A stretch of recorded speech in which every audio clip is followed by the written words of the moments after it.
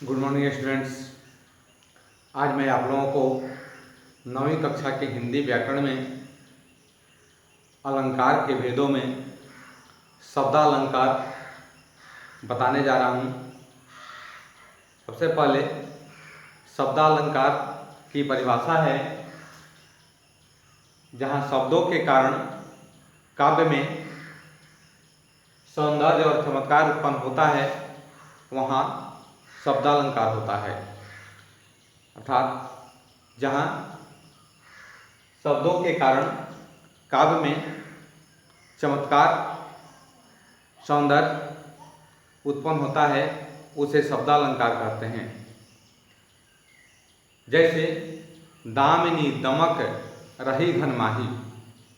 दामिनी दमक रही घन माही, इसमें द म वर्ण की आवृत्ति हुई है, तो यहाँ आपको शब्दालंकार है, शब्द के कारण और इसमें चमत्कार उत्पन्न हुआ है। अब शब्दालंकार में मुख्य रूप से आपको 3 शब्दालंकार को 9वीं कक्षा में पढ़ना है, जिसमें है यमक, आपको अनुप्रास है, यमक है, श्लेष है। तो इसमें मैं आप लोगों को अभी अनुप्रास अलंकार के बारे में बता रहा हूँ। अनुप्रास अलंकार क्या है? अनुप्रास अलंकार, अनुप्रास का अर्थ है किसी वस्तु को अनुक्रम में रखना।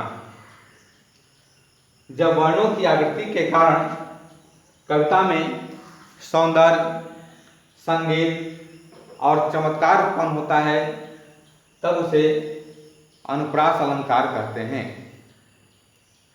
जैसे मैं आप लोगों को एक उदाहरण बता रहा हूँ। सठ सुधरहि सतसंगति पाई, पारस परस कुधातु सुहाई।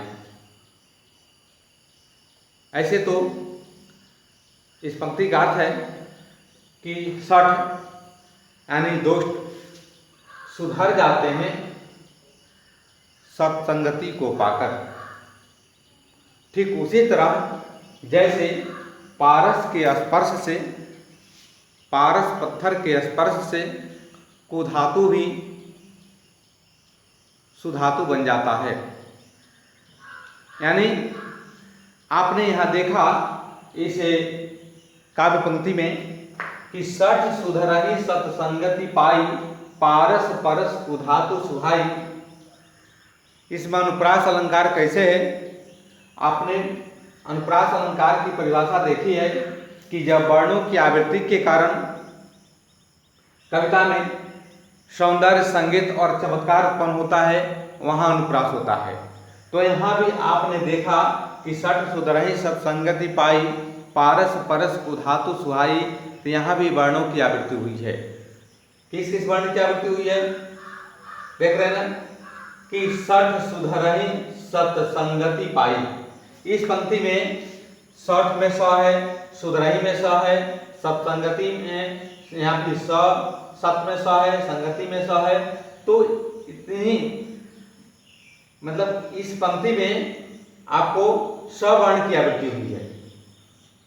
फिर यहाँ पारस परस कुधातु सुहाई, यहाँ भी आपने देखा प र स वर्ण की आवृत्ति हुई है ना। प र स वर्ण की आवृत्ति हुई है। पारस में प र स है और परस में भी प र स है। तो इस प्रकार जो है कि दोनों पंक्तियों को मिला करके यहाँ स, प और र वर्ण की आवृत्ति हुई है। तो इसके आवृत्ति होने से इसमें कविता में चमत्कार उत्पन्न हो गया है और लयात्मकता भी आ गई है, इसलिए यहाँ अनुप्रास अलंकार है। अब मैं आप लोगों को अगली कक्षा में यमक अलंकार के बारे में बताऊंगा।